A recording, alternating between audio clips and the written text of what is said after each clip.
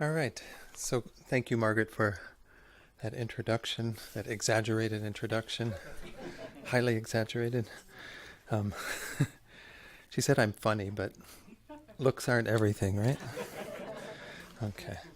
Uh, let's start tonight with a short meditation. Again, I mentioned the other night when I was here that it's always nice to start with a chance to focus our minds a bit. We've all had a full day, and it's good to let go of some of what might be on your mind. And we'll do that by doing a few minutes of focusing on the breath.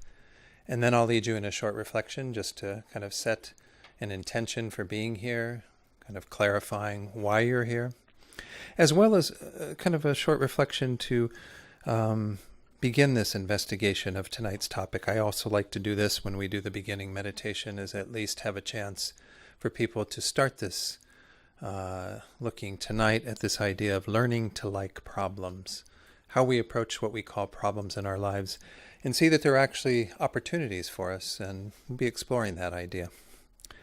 So let's just begin by doing a short meditation on the breath. I'll point out a few things in regard to posture if you're new to meditation. Most important element of our posture is to have the back straight. So we just find that place where the spine is naturally upright, where we don't have to use a lot of tension to hold the body in this position. If you're sitting in a chair, it's nice if you can have the feet flat on the ground in front of you. And if you're sitting on a cushion, just find a place that's comfortable for the legs. The hands can be in the lap, with the palms up, the right on top of the left, with the thumbs together, just kind of gently cradled in your lap. A little bit of space between the arms and the body. Or you can put them on your knees, palms up, palms down, whatever works for you. And let's talk a little bit about where the head should be positioned. The head should be directly on top of the spine. This kind of upright, but then you can tilt the head forward slightly.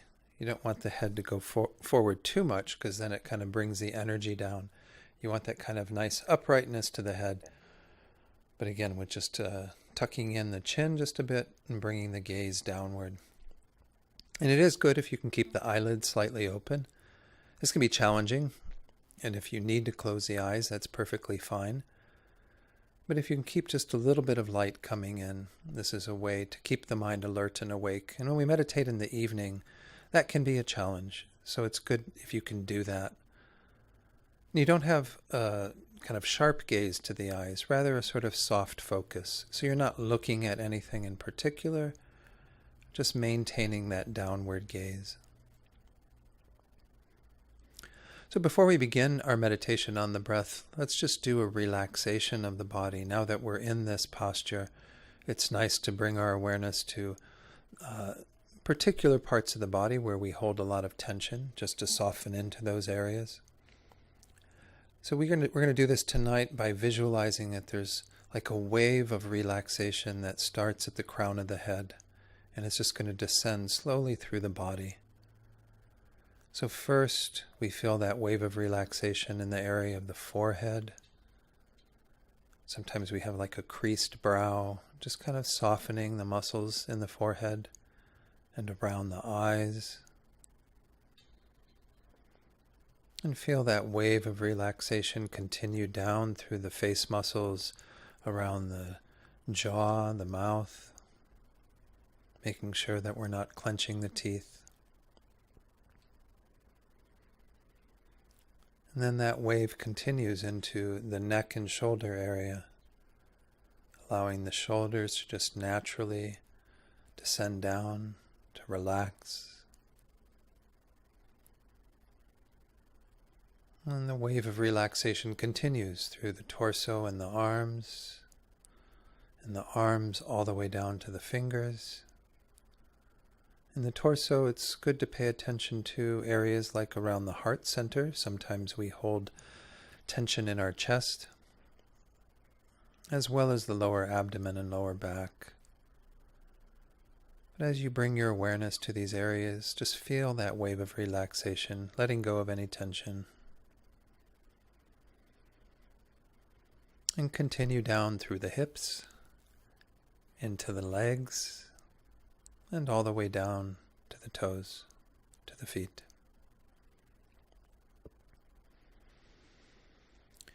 So now with the body still in this upright posture but quite relaxed, we're going to do a few minutes of focusing on the breath. Again, there's many ways to meditate on the breath, and I'll suggest one, but you can use whatever you prefer if you have a technique that you use regularly. And the one that I'm going to suggest is simply to work with the sensation at the tip of the nose as you breathe in and out through the nostrils, that very subtle sensation that occurs in that area. For some people, it's even on the upper lip or just under the nose. And as you breathe in and out, start tuning into that subtle sensation that occurs in that area. And the instruction is simply to stay present with that as best as you can, to try to develop a mindful awareness of the breath, develop your attention, your focus, your concentration. But no doubt the mind will wander. And when we see that that's happened, that suddenly we're thinking about a grocery list we need to make for tomorrow, or something that happened earlier today that's still with us, or whatever it is that comes up. When we see that that's happened, simply acknowledge that, but let it go. Make that choice not to continue to follow that thought pattern, and bring your awareness back to the breath. So I'll ring the bowl here, and we'll do just a few minutes of silent meditation on the breath, and then I'll lead you in this short reflection.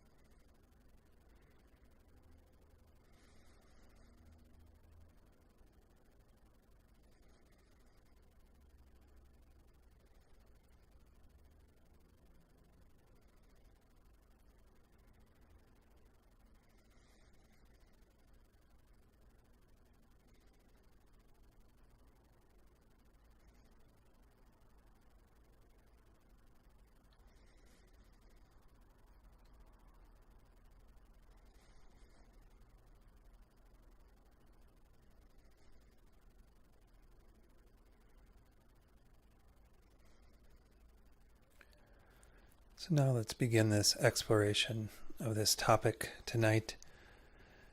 And I want you to each think about a situation that you would like to work with.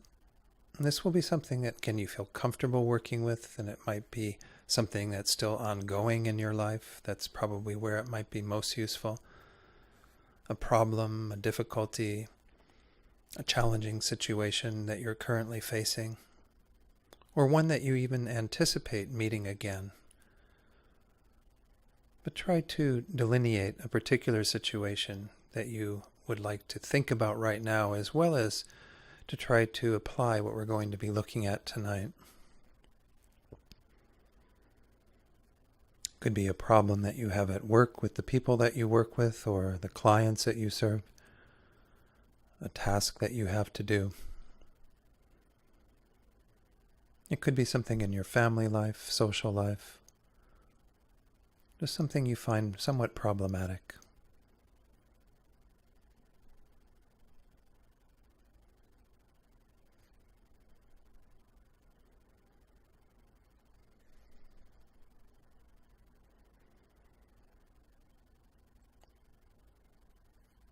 And then think about how you normally react to that.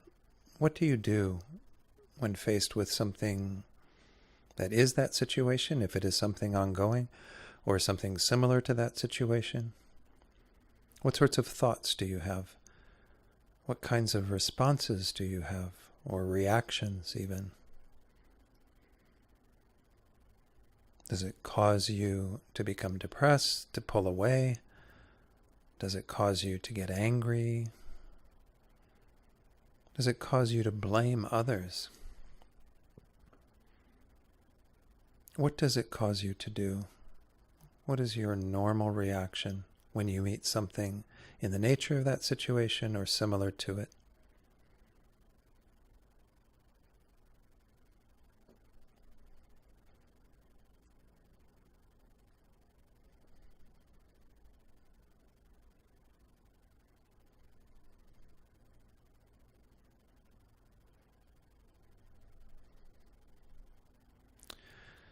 And then finally, take a look at whether that reaction, that response that you had, was beneficial or not.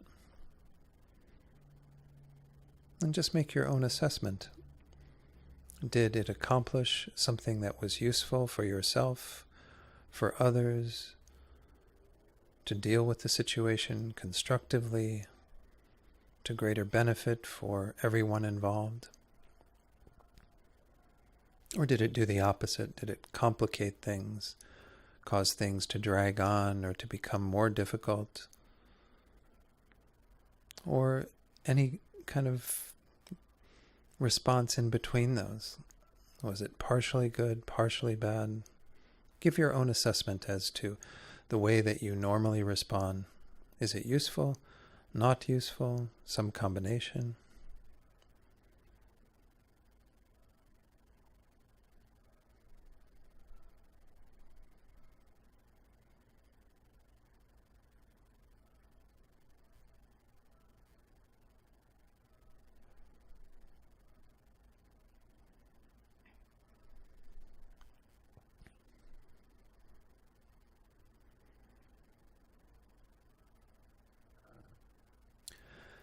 And then before we begin and conclude this meditation, think that you're here in order to explore this idea of what would it be like if we could respond and react to anything that comes into our sphere of experience that we see as a problem, a difficulty, a challenge, and make it all into something that's incredibly useful, extremely beneficial for our own minds and our own well-being, as well as the well-being of others. And try to hold that thought that you're here to explore this topic within that context of having that potential, that possibility, that could be something that you could actually practice, so that both yourself and others who you meet and interact with could all have the greatest benefit and well-being in their lives.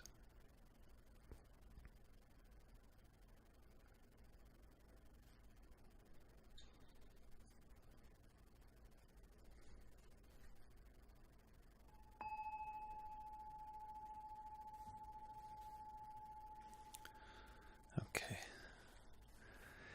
So tonight we're going to be working with this topic, which is actually a pretty advanced topic. And I don't know all of your backgrounds in terms of who's in the room and what level of exposure to Buddhism that you've had. But nonetheless, I think there's going to be hopefully entry points that you can find in these teachings and looking at this whole idea of learning to like problems. The inspiration for this talk, and by the way, these talks, I think I mentioned this on Wednesday night. I'm not sure if I did or not. They were all part of a series that I did back in Santa Fe in 2007, 2008. This one I did on June 12th, 2008. So I'm doing it again now here on July 21st, 2017.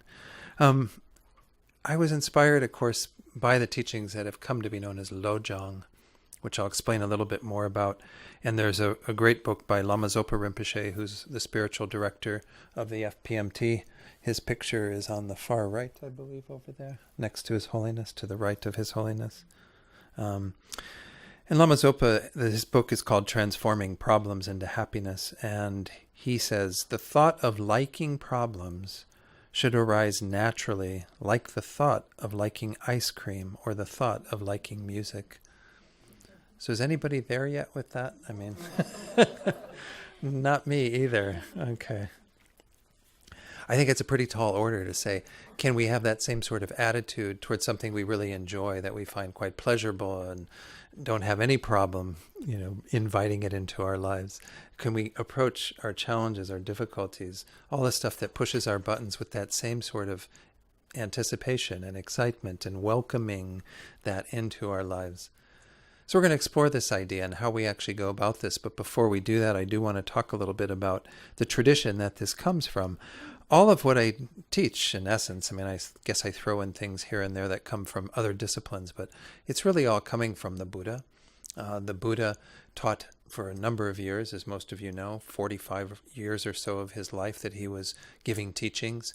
And these are part of what have come into Tibet in particular and been formulated into this genre that's called lojong, or mind training. They're part of the Mahayana tradition of Buddhism. The Mahayana tradition being the tradition that incorporates the Sanskrit teachings with this aim, this greater aim of being of greatest benefit to all beings, becoming a Buddha just like Shakyamuni Buddha, who began teaching all of this 2,500 years ago or so. So these teachings are definitely about transforming our heart as well as our minds. And so these two words, lo and jong, in Tibetan, lo is mind. It's usually translated as mind. It can also be translated as thought. And then the second word, jong, has a number of connotations. Usually it's translated as training or transformation.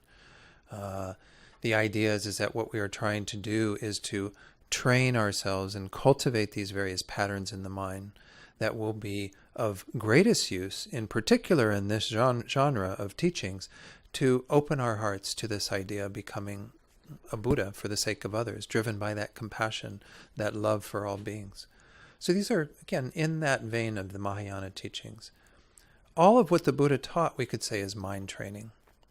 And we're going to go into this a bit this weekend as well, when we look at all the various habits and patterns that we've created and how the Buddha gave us a number of pieces of advice that we can work with these states of mind and change them, coming to recognize, again, that our minds are not cast in stone. Our minds are very malleable, are changeable.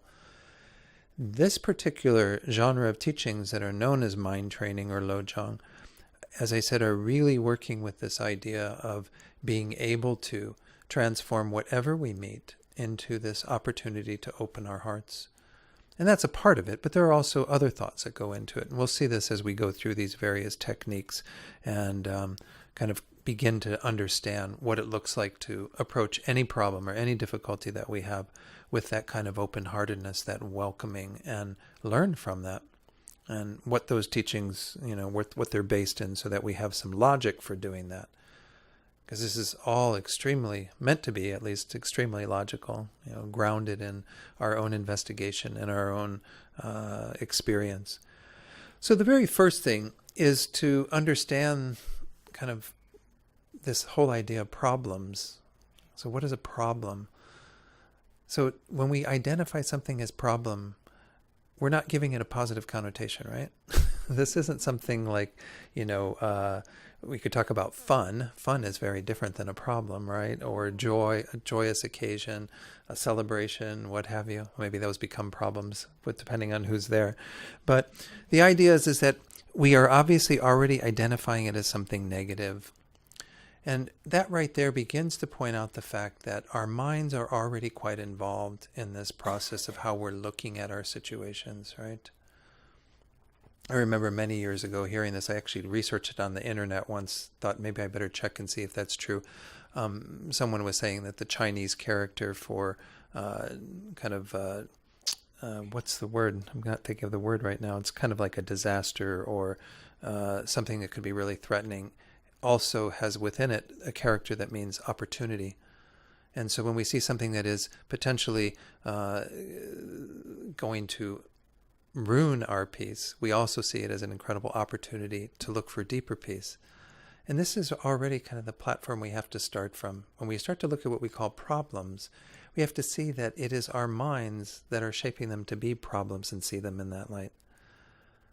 And this is, again, with that understanding that there's something that we can actually learn from that problem. Again, I'm using that label of problem, and I'll keep using it. But understand that this idea of seeing it as an opportunity or seeing it as a doorway through which we can actually develop and learn is another perspective in regard to that. How many of you can look back on your life and see something that you initially saw as a problem that was actually a great source of learning for you? Good. Does anyone want to share an experience in regard to that? I mean, I'm just curious what people might have in terms of their lives that would be a useful way to... Yeah, Dal, you want to share something? I grew up in an alcoholic home, and I became an alcoholic. Mm-hmm. And my life was pretty unmanageable and caused some real damage. Mm-hmm. I got sober. I had this experience, light. Right. And I got sober. Uh-huh.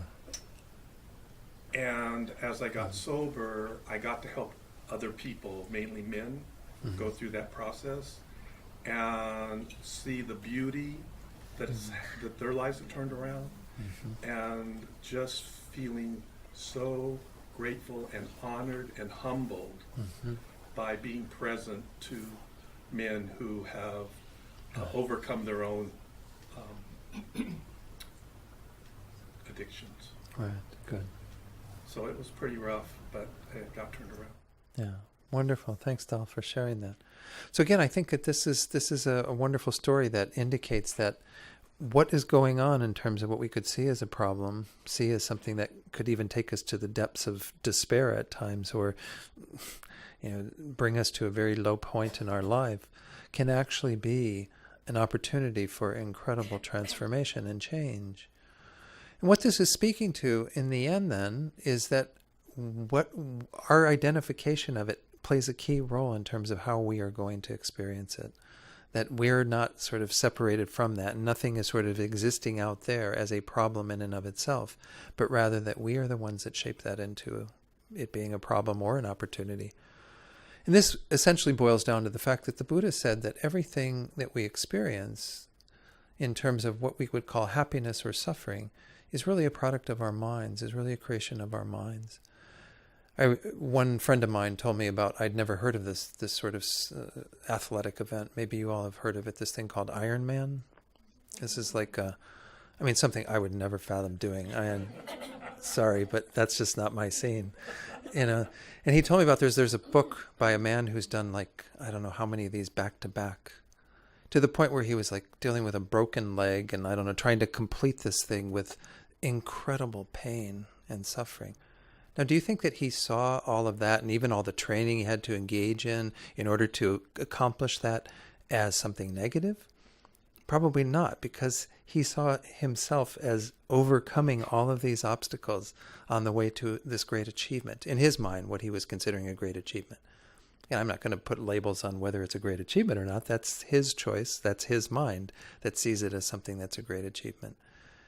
So you can see that with these people who have these various inclinations to engage in that type of thing, they can take what would be considered absolute pain to me, nothing I would really want to engage in, and make it into a transformative experience where it almost becomes about the joy of their being fully engaged in that training, that practice, that event, that competition, whatever it is.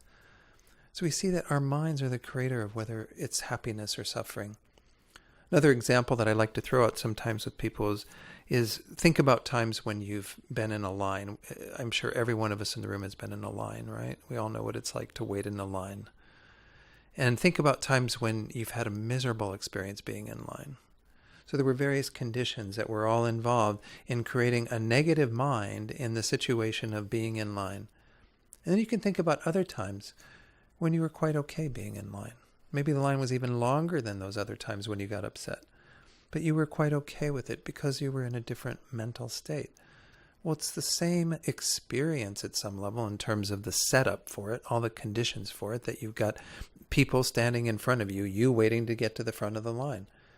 So what changes the experience?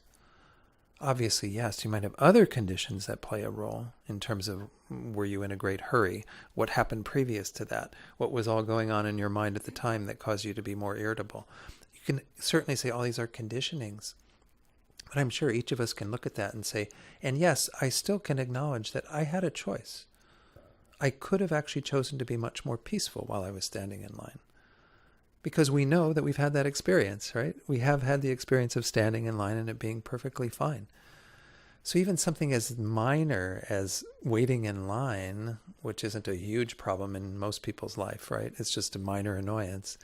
We can change by changing our minds. And this is really the essence of what we mean by lojong. Mind training is saying that you actually have the ability, and the Buddha would, again, put this out as a hypothesis that you can all work with. And after you leave here, I encourage you to work with this and see if you find it to be true for yourself. But you can actually change the way that those experiences are for you so that they aren't problems, they aren't annoyances, they aren't difficulties, they don't make us more irritable, they don't make us frustrated. They actually, eventually, as Rinpoche says, become like ice cream or music or something delicious and delightful. I mean, it's hard for us to think about that, going to that extreme. But the way that we are currently engaged in pleasurable things and enjoy it and are drawn to it, we should be equally doing the same with problems in our lives. But as I was saying, let's maybe, if someone wants to share some of what came up for you in the meditation in terms of how you normally deal with that problem that you were thinking about. You don't have to share everything about the problem necessarily. You are welcome to, but it doesn't require that level. I'm really looking at how would you normally deal with the situation that you were thinking about. Anyone want to share any of that tonight? Yes, it's Joanna? Marcela. Oh, Marcela. You look like someone who was here the other night. You were you here the other night? But I couldn't maybe. Oh, okay. Oh, anyway, Marcela, good to meet you. To meet you too. Well, usually when I'm going through problems, the first thing that I always used to have that is the rejection. It's I reject. I don't want the problem. I want to go away from the problem. Right, I run don't, away. The acceptance is something that it helps me to go through and learn, but mostly rejection to the problem. I don't want it. So and how does that manifest? And do you actually distance yourself from the situation? Do you put the burden on other people then? It depends. Sometimes I blame somebody else. Yeah. Sometimes I don't want to deal with that, and I'm trying to escape or any other way. It means ignoring the problem, and not resolving or using beneficially for me. Okay. And then, can I ask the second question? What do you find that useful? Does that help? Oh, yes, of course. Acceptance to the situation, and I'm trying to change in my mind that is the name problem or the label problem Okay, as good. a situation or opportunity. All right. It's Good. more useful for me. Good. Wonderful. So again, this is what Marcela's speaking to is that I think this is a frequent response to problems, is that we reject them. We don't want to, we want to get them out of our experience. We don't invite them in, like, oh, you're back. Where have you been? Welcoming them back into our lives. Instead, it's like, get out of here. I don't want to deal with you. And we'll put the onus on other people to handle them, or we'll do something to try to avoid those problems because, again, we even might use that phrase, well, who wants that problem? Who wants any difficulty? Well, this type of training is to begin to entertain that idea of what would it look like to invite that in and learn from it, to actually change our minds and develop a deeper awareness of things by inviting that in. And these are some of what I'm going to go into in terms of the thoughts that we might entertain to facilitate that process that are grounded in the Buddhist teachings. Okay, good. Thank you for sharing that. Anyone else want to share anything from your reflection at the beginning of the session? Okay. Yes. What's your name? Kim. Hi, Kim. Kim, yes. I like to share one thing that I learned when I hear the story from, like say, the Buddha answer the questions to the disciple when it's like someone says something, wrong accusation to you. Right. You have tendency most of people try to react right away. Sure. No, I didn't do that or things like that. But the story say that if they say something to you and you didn't do it, Right. then you should not care about. The Buddha give the story like if someone give you a present, you don't like it, then what do? And the disciple say, return it to them and just quiet. And I think that this it's very good that it's helped me when I say that, when I heard that story, Right. and it's helped me in my life. Like, it's indeed, maybe that apply to what you said, like, you train your mind, and to the point that you feel like music or ice cream. And I feel there's a lot of people that, when I encounter some situation like that, I Right. just quiet and train your mind Sure. to be patient and calm. Yeah. Don't react right away. Right. Let the person just go ahead and say whatever they say that you don't think that right. Right. So mean. Yeah. And I keep myself Great. calm, and I think that the mind really affect. I think that concept or that theory is very true, and that's how I feel it help Good. for myself. Good. So that's and it does seem helpful to you to be there in that place of calm and patience. Yes, Good. calm and patience. Good. Doing good. Sometimes feel hard, but Yeah. I mean, again, and I do appreciate what you shared. I think that there's also, and this isn't what you're saying, but I'm saying that some people might think, well, maybe that means that I become like a doormat, and then everybody just does what they are going to do and I don't do anything. And I don't know that this is necessarily what we mean by that. I think it's good to still recognize that there are times when we need to act or need to do something in response to what somebody's doing, but we do it with a different mind, as you said, by being patient, by being calm, by not, reacting immediately in ways that are negative.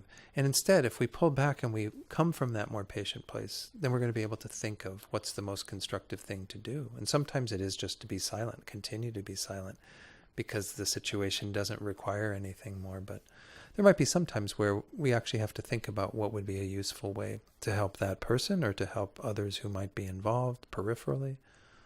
So, but it's good. I just wanted to clarify that to make sure that when we say that, like you're saying, Kim, to be patient, we're not talking about just letting everybody do whatever they want to do, His Holiness the Dalai Lama talks about this frequently. In the mind training teachings, he says it's really important when we train ourselves to kind of pull back and be humble and be patient and not respond immediately, that it doesn't mean that we don't respond in situations where we're called upon to respond.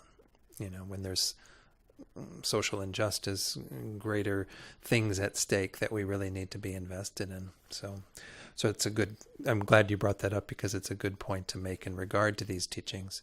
These teachings are really to help you to keep your own sort of cool, your own peace of mind, so that when you deal with the situation, you're going to deal with it much more effectively. Okay. You won't deal with it from that place of agitation and delusion and everything else. Good. Yeah. There's Yeah, some okay. situation like it's so hard when they really, it's kind of hard. And sort of, I hope that I learned something today. That I do encounter some. If you don't speak up or you don't say anything, things get terrible. So it's kind of hard. I mean, I think, in my estimation, we'll talk about this maybe again a little bit later tonight, but I think it's very hard to know how to exactly deal with other people, because they've got their own minds too. But the Buddha's advice is always for us to start working with our own minds, because that's what we really have control over. But if we can find a way to be skillful and help others, then by all means, we should be intent upon doing that, so particularly if there are situations where others are going to be harmed or in some way affected negatively by the people that we meet, so, but good.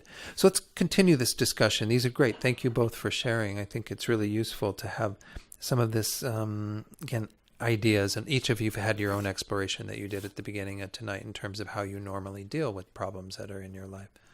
So let's start looking at this idea of kind of how do we move into kind of using our problems as ways of deepening our qualities, deepening our understanding, practicing the Buddha's teachings, the Dharma, in the most constructive ways. And before we go into this, I want to share one more quote from Lama Zopa Rinpoche from his book, Transforming Problems. He says, "You must clearly recognize that your problems are actually necessary conditions for your practice of virtue, and you can derive continual, stable happiness from this."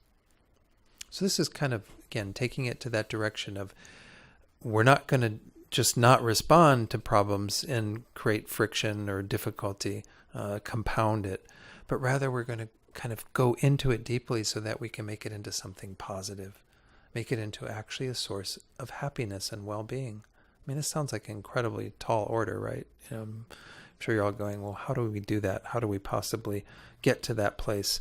I don't think we can get to that place simply on one Friday evening, talking about this and thinking about this. I think it's something we have to practice again and again and again. So let's go into a bit more of how we practice this. What are the sorts of attitudes and ideas that will be useful in doing this? So Lama Zopa Rinpoche, in his book, he's actually commenting on a Tibetan text that, again, is derived from the teachings of the Buddha. And it's a wonderful text that I'm going to share a little bit of this. He says essentially, we've got two activities that we're trying to engage in, or two attitudes we're trying to develop when we talked about, working with problems in this way. First of all, to reject the state of mind of exclusively desiring not to have suffering. So we see, okay, this is part of our sort of the fabric of our minds, right? That we think that we should always not want any suffering or difficulty or problems in our lives. You might say, well, of course, that's true, right? And is there something wrong with that? Well, in order to practice this idea of lojong and mind training more fully, in order to learn to like problems, the first step, the first attitude, is that we have to begin to accept that this sort of expectation that we have, that we're not going to experience any kind of problems or difficulties, needs to be corrected. Okay, so this starts to play into this whole idea of expectations. This is something I'm going to talk about this weekend as well. Most of us wake up every day with the expectation that life is going to go the way we want it to go, right? Does anybody wake up with the expectation that life is going to go completely awry, completely disaster, No. We wake up with the expectation that I'm going to get what I want, what I need for my happiness. I'm not going to have to face the things that are contrary to that. So when we start finding the things that are contrary to that, it messes with our peace of mind then, right? I can use this phrase in California. Venerable Tenzin Choki taught me this phrase because she grew up in California, that these things harsh your mellow. Does anyone know this phrase? It harshes my mellow, man. Anyway, I think it's a hippie phrase. I had never heard this phrase. So sometime during the day, your mellow gets harshed, everything's really mellow. It's going fine. And then something harsh. Okay. I know it's a strange phrase. Something is going to mess with your mind simply because your expectations were that it wasn't going to. So I think what this teaching, again, I give you the author of this, is instructions from Jigme Tenpe Nima. And I don't know much about this man, when he wrote this particular training. But he says that the very first part of this is to reject this state of mind that thinks that we're not going to have suffering, that is like exclusively thinking our life is going to go by without any problems or difficulties. And you might think, well, maybe I don't really think that way that much, but look at your life. Examine your day and examine how much you get attached to thinking that everything's going to go fine at home, everything's going to happen so that you get out of the door on time, the traffic is going to be fine so you get to work on time, people are going to be, in a good mood when you get to work so that you don't have to worry about all the stuff that would come up, that everything's going to go smooth in regard to the work that you have to do. You have this expectation that it's all going to go according to your plan, to your idea, that you're not going to have to face any difficulty or problems. So when difficulties or problems come into your life, what we're calling those, they don't meet with the agenda that you had planned out. They are contrary to your expectations. Now he says that the ways of kind of counteracting this and beginning to have this rejection of that state of mind are two things. The first is the uselessness of considering suffering as something unfavorable. The uselessness of considering suffering as something unfavorable. It's kind of interesting that there is not great use into having that be our thought, because when those things come in and we go, okay, I've got to deal with this now. I've got suffering, I've got problems, I've got difficulties. That this is just something that has no benefit to it. That it's only going to be harmful to our peace of mind. It's only going to harsh our mellow. It's not going to increase our mellow. I don't know what the opposite of harsh is. But anyway, the idea is that there is another way to work with this. There is something positive that we can gain from it. That there is actually some benefit in that problem or that difficulty. But we have to begin this process of rejecting that state of mind of only thinking that we're supposed to get happiness, only thinking everything's supposed to go our way, by thinking that there's actually something favorable about having suffering in one's life. We're going to talk about this more in the other specific teachings that I go into next. I kind of say, well, what's so favorable about suffering? What is it that suffering has to teach us? What is it that problems and difficulties could help us to actually learn about ourselves and about the world around us? The second thing is the great harm of considering suffering as something unfavorable. So not only is it useless, but it's actually going to harm you. If you go about your day kind of thinking that everything is supposed to go the way that you want it to go, well then what is your reaction when it doesn't go that way? More negativity, more negative states of mind. And the kind of, like I was talking the other night, the spiraling down of that, the tightening of our minds. We don't have any room to make different decisions. We don't have any room to actually do something more beneficial. We just get continually bound up in our same patterns. It's again a kind of previewing what we're going to look at this weekend and kind of these harmful habits that we've developed. So if we don't reject this idea, if we don't start acknowledging that suffering actually isn't exclusive to other people, that suffering is a part of our lives, that suffering is going to be something we have to encounter. If we don't actually embrace that idea, we're going to find that it's useless, of course, to have gone opposed to that, and it's also great harm if we think like that every day. So this is just the logic behind this type of thinking. That's the first thought. The second thought is this idea that Rinpoche was talking about, that we have to actually develop the attitude of being happy that suffering arises. So, reject the idea that suffering is, not going to happen. In other words, be acknowledging that suffering is a part of your life, but then go to this additional level of saying, and not only that suffering is a part of my life, but suffering can actually be a cause for us to develop some inner happiness and inner peace. It can actually be something that causes us to have the same type of response that we have when we have ice cream or music or whatever it is that we like. And this is where we get into the actual kind of teachings that help us to understand this. Now, as I go through these, each of you have to kind of, and this is what I encouraged this even the other night, kind of hear them all, but in your own mind, see which ones resonate for you. And then what I would encourage you to do is to use that teaching as best as you can in dealing with the types of problems and difficulties that you see, to try to see, is there a potential for me to actually gain some happiness from that problem? And by happiness here, I'm really talking about an inner happiness. I'm not talking about, that's going to be all kinds of joy to go through it in the midst of all of that. But you're going to have a deeper sense of well-being and peace that can be cultivated in the midst of that by reframing the situation in terms of these teachings. Now, I don't know if everyone in the room's had teachings in Buddhism, but I'll try to explain whatever teachings that I'm talking about, because we're going to go into some of the more underpinnings of why this is a logical way to look at things, why we can actually develop this attitude of being happy when suffering arises. And the rationale for all of these is that this is an opportunity to deepen our practice. Maybe I need to say just a couple words about what we mean by practice. I said this the other night in the talk on making the mind spacious. Essentially, what we mean by practice or spiritual practice in Buddhist terms is anything that will do one of two things: increase what is positive in our minds or decrease what is negative.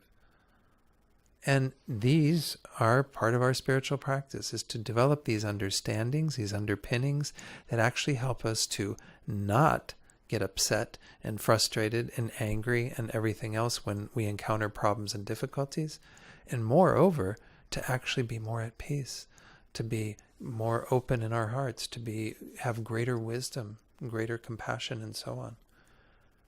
So let's take a look at each of these. I really like how this is laid out. By the way, again, this book is Transforming Problems into Happiness by Lama Zopa. This is in the very back of it, because this is this writer that I mentioned earlier, a Tibetan writer who kind of expounded upon this idea.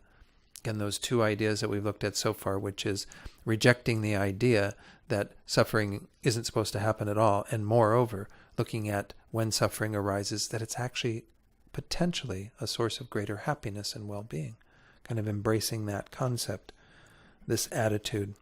So let's look at the teachings that kind of are the underpinning for this. First of all, that suffering or problems are the support of training in the mind of emergence from samsara. So here we have to talk a little bit about this idea. The Buddha essentially said in his very first teaching, we're coming up next week on the day that commemorates the first teaching of the Buddha. The Buddha became enlightened, it said, at the age of 30, I think he was. 35, because he taught for 45 years after that. He was 29 when he left as Prince Siddhartha, the palace that he grew up in. He went on a search for truth, and he eventually attained enlightenment under the Bodhi tree in Bodh Gaya at the age of 35. He didn't teach for about the first 7 weeks after becoming enlightened, because he felt that much of what he had learned he wasn't sure beings were ready for, and then he remembered his compassionate motivation. That was part of why he went away and did all of that intense work to achieve that, and began teaching. And the very first teaching he gave, most of you know the name of this teaching, it's the teaching on the Four Noble Truths, the Four Noble Truths Sutra. The very first words, in a sense, that came out of his mouth were the truth of suffering, the truth of difficulty, the truth of problems, the truth of dissatisfaction. This is essentially the Buddha's way of saying, guess what, folks? Suffering happens, and it happens to every one of us. Not always at the degree that we call what we call suffering in our culture, which is usually pain and anguish and mental conflict and all of that. But suffering is always happening at some level. And by this we mean that there's always some level of dissatisfaction. something that is not satisfactory. And so the Buddha taught that suffering, and particularly what we're looking at here, of course, in problems, difficulties, that sort of in-your-face suffering, that is a part of our existence. It's not something we're going to get away from in terms of as long as we're in the same situation, as long as we're in samsara. This is the word that the Buddha used to describe our situation of being under the control of various factors, continuing to have to experience these unsatisfactory situations. As long as that's our situation, guess what, folks? We're going to suffer. So every time that you experience a problem, and you can once more go back to that problem that you thought of in the meditation and think, this is one of those situations, one of those examples. Every time that you experience that, that is a reminder of the nature of our lives. And you might think, oh, how dismal. Who wants to think about it in that way? Well, it also requires that you think about the other three truths. And let me go through those quickly, just so that those of you who don't know the Four Noble Truths know that the Buddha didn't stop at just saying life is suffering. If he stopped there, it would have been really dismal, right? Thanks for waking us up to that. What good is that? I can just go around knowing that I'm suffering. Well, the Buddha went on and did say there's a cause to our suffering. In fact, there are generally two causes. The one is the deepest cause, the delusions, the states of mind that are behind everything. But then the most direct cause of our suffering is karma. Karma is a topic that we're going to be seeing in these teachings in regard to how we reframe and look at problems or difficulties. Karma is the instrument by which we have experiences in our lives. I always, when I teach on karma in the beginning classes, I always say this is the answer to, why do things happen in the world? It's the Buddha's answer, at least. You can investigate again and see if this makes sense to you, if this is sort of a hypothesis you can work with. The Buddha is saying nothing is random, nothing's by chance. Anything that is happening because we've created the causes for it. And the most direct cause is our karma, our actions, the things that we've done physically, verbally, even mentally. And those, of course, even our verbal and physical actions are together with our minds. They're all rooted, as I said, in our delusions. So our delusions and our karma are the most important causes of our suffering. We have other things, conditions that play into it. But if you didn't have delusions and karma, you wouldn't have suffering. And that's what the third noble truth is essentially saying, is that you can have an end to all of your suffering, this unsatisfactory state that you're in. How? By getting rid of the causes of suffering. And that's the path. That's the fourth noble truth. So in essence, we have the first two truths telling us our situation, that we're in a state of dissatisfaction or suffering because we're under the control of these factors, our karma and delusions. And there can be an end to our suffering if we practice the path that leads to that, if we address those causes of suffering and remove them. Again, all of what the Buddha taught is to help sentient beings to accomplish that. In essence, one saying from the Buddha is that he came to teach two things, suffering and the end of suffering. So everything is geared around that reality that we need to wake up to, the fact that we are in a state of dissatisfaction or samsara, and we need to be driven to be free from that, to have an end to that. An end to that for ourselves, but an end to that for all beings if we can. So the Four Noble Truths are really the most basic teaching that are throughout the Theravadan tradition, as well as the Mahayana traditions of Zen Buddhism, Tibetan Buddhism, Chan Buddhism. Every brand of Buddhism subscribes to the Four Noble Truths because it's sort of the schema for how the Buddha looked at what we are involved in and how it could be totally different. So going back to this statement that was made earlier, that we want to see suffering as the support of training in the mind of emergence from samsara, wanting to be free of samsara, to move out of that experience. But every time we see suffering in our lives, it should be a reminder that that's where we are. Those signs that say you are here, you are here in samsara. Everything that you experience that you find unsatisfactory is indicative of the state that you're in. It's a reminder, too, though, that it can be different. That with emerging from that, we then move towards the causes of deeper peace, what would be called nirvana. Nirvana is a state that we can each attain if we practice this path. So, one of the first lessons we can get from sufferings, problems, difficulties, is this is a reminder of what I am engaged in and the potential that I have for it to be otherwise. Any questions about this or comments on that? This is one of the first ways that we can reframe our problems or difficulties. Anybody? One of the words that is frequently thrown out in teachings when we talk about this idea of emerging from samsara is the word renunciation. Renunciation is kind of a loaded word in our culture. I mean, we're not saying that you should, turn away from the world and just be totally disengaged in any way. Renunciation isn't that type of state of mind. It's the state of mind that acknowledges, that knows clearly that what we have been doing is unsatisfactory and that we could have a deeper satisfaction that we haven't yet tasted if we actually follow a different path. So it's a really uplifting message. Renunciation, I think, in our culture sounds a bit heavy. Like, oh my God, what do I have to do now? It was kind of interesting, the translator that we had in the master's program, really wonderful Nepalese man, is a Sherpa, and he would translate this idea of getting kind of disillusioned with samsara as getting depressed with samsara, as if kind of we're, making it even worse.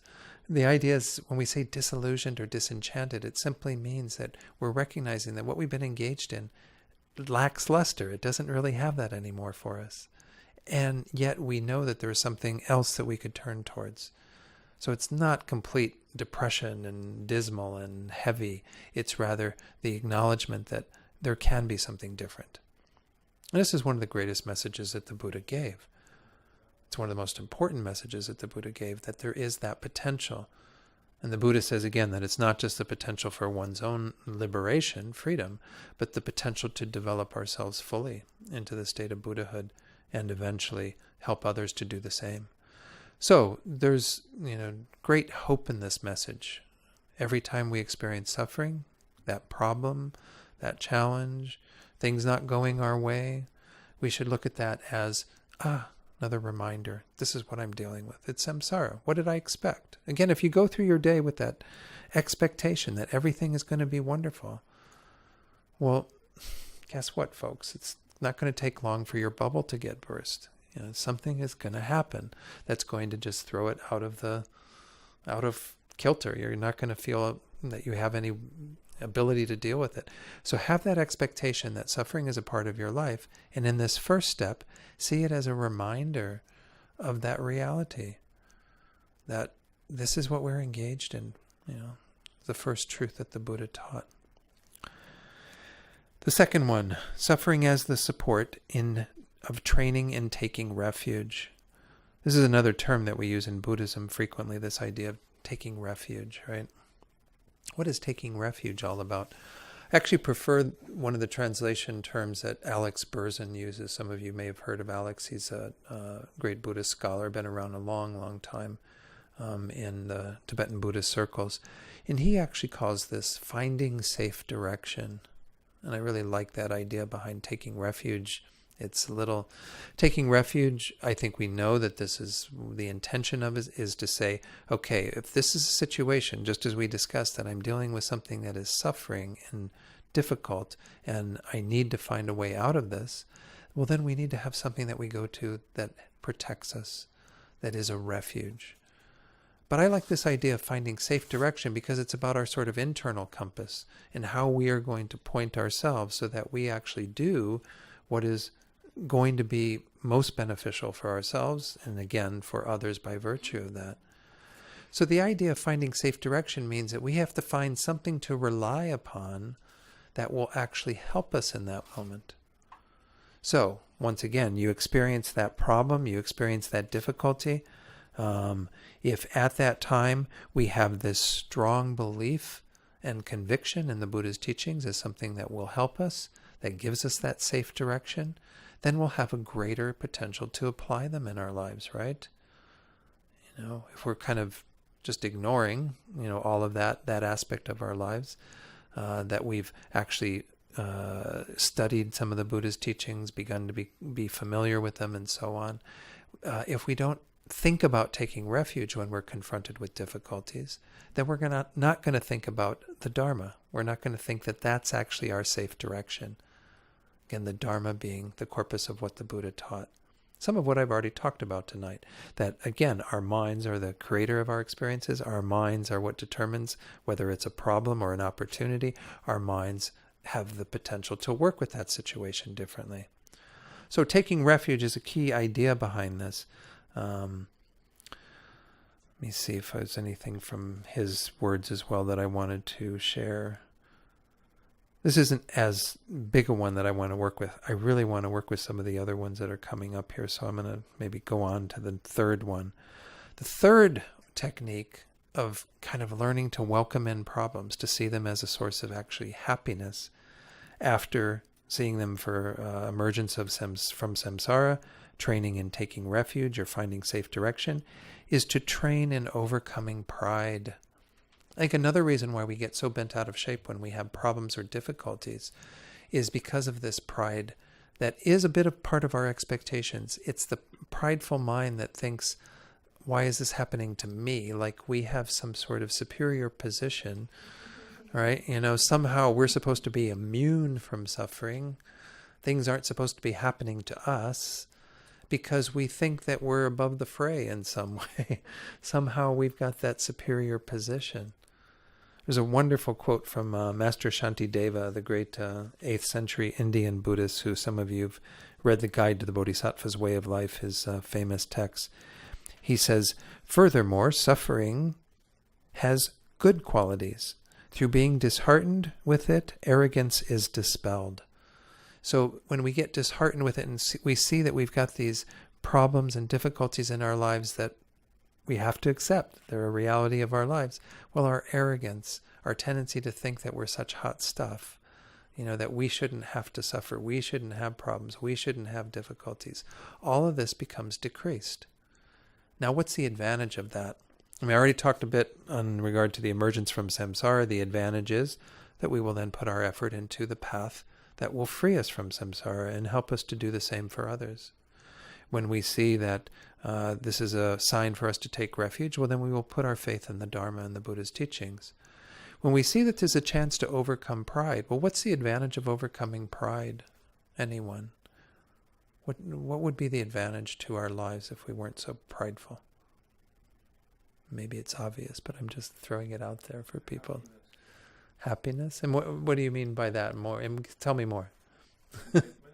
Contentment. Okay. Yeah. At peace. Okay. Acceptance. Good. Anyone else with regard to pride? Yeah, Joe. Think about others. Think about others. That's a big one, right? Because the prideful mind is also very much about our own self-importance. So the happiness and the contentment can come when we sort of set aside this view of ourselves, and the prideful mind that's so attached to kind of our own view of ourselves, our own vision of ourselves, and actually begins to see that there are others in the world and that we are also kind of in the same boat as others. I think this is one of the things that, again, if we really want to feel connected to others, we have to have an empathy that sees that others are in the same boat as us, and we're in the same boat as others. It's kind of a mutual thing.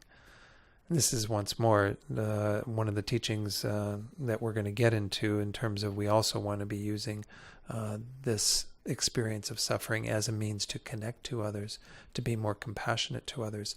And overcoming our pride is one of the first steps in doing that.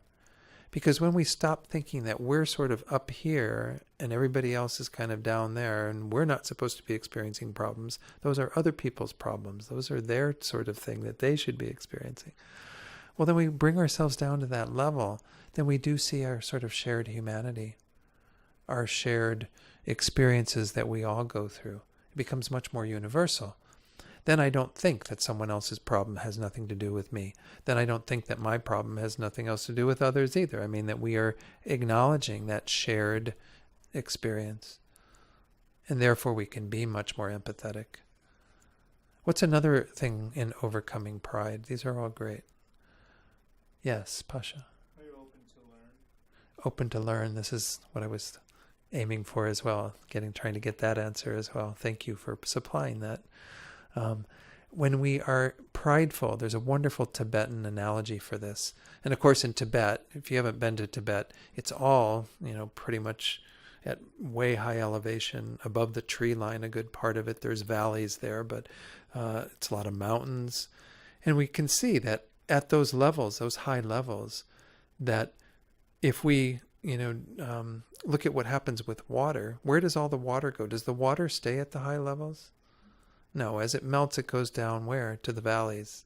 So the Tibetan analogy for a prideful mind is that a prideful mind is being like the mountaintop, thinking that you're kind of up there above everything, but nothing gets to you because all the water is going down to the places of humility, the places where we can be much more receptive to things. So as Pasha was pointing out in his answer, if we are able to be receptive by having less pride, being able to be in a position to learn from others, to actually benefit from whatever situation we meet in that way, we're going to be better off in the end. And of course, it's not solely about us, it's also that then we will be better for others. And I'm sure we all have our own stuff with pride, but if you've ever been around somebody who's been really full of themselves, has anybody been around anybody like that? Maybe a couple, maybe there's one in some position of power somewhere in the world right now. Maybe, I'm just saying maybe. When we see somebody like that, it doesn't feel good, right? Because we don't feel like we're being validated in the midst of that person because there's so much about themselves that who we are and our situation is neglected. It's negligible in the mind of that person. So again, when we kind of lower ourselves a bit to that place where we can really learn from others, where we can really be with others and be responsive to their needs. We've also all been with people like that, right? Who were very humble, who were really intent upon helping whoever came into their sphere of influence. That person who's in that humble position also learns an awful lot. They develop an awful lot in their minds, because they are in the best position to learn from every situation that they meet, to help everyone to the degree that they can. It's an amazing place to be. Genuine humility is much, much better for our minds and for our ability to learn than a prideful mind. So overcoming pride has all of those kinds of features. Anyone else have anything on pride? Yes. What's your name? Marie Claire. Marie Claire. Good. Hi. I'm here. Okay. Yes. I was going to say or add on that when you're being prideful, you're basically focusing on your own hurt and your own self. Mm-hmm. And when you kind of take a step back and reflect on things that you're not the only one hurting, Right. You kind of open yourself to learn about other people's perspectives on life and other people's perspective on their suffering. Absolutely. And in that way, I think that when you kind of separate yourself from pride, you become more open-minded. Great. And also you become open-minded to other people's perspective, but also you gain a deeper understanding of other people too. Yeah. And with that deeper understanding, you can gain a deeper compassion for them. Absolutely. You can have your differences too, but when you swallow your pride, you become more humble, and you embrace that humility, and you share that humanity that you all have. That's wonderful. And I like what you said about the understanding. Actually, His Holiness the Dalai Lama, when he says that if we're going to be genuinely compassionate to others, the first step is to understand their situation. And like you said, if you're in a prideful mind, you're not even thinking about what others are going through. You're not necessarily identifying with it, nor wanting to understand the causes of it, nor wanting to do anything then to relieve it. So that's great. Yeah, I think that's a really important part of it. Let's move the discussion actually into, it's not the next point on the list, but I really want to focus on this idea of this being the support for training in compassion.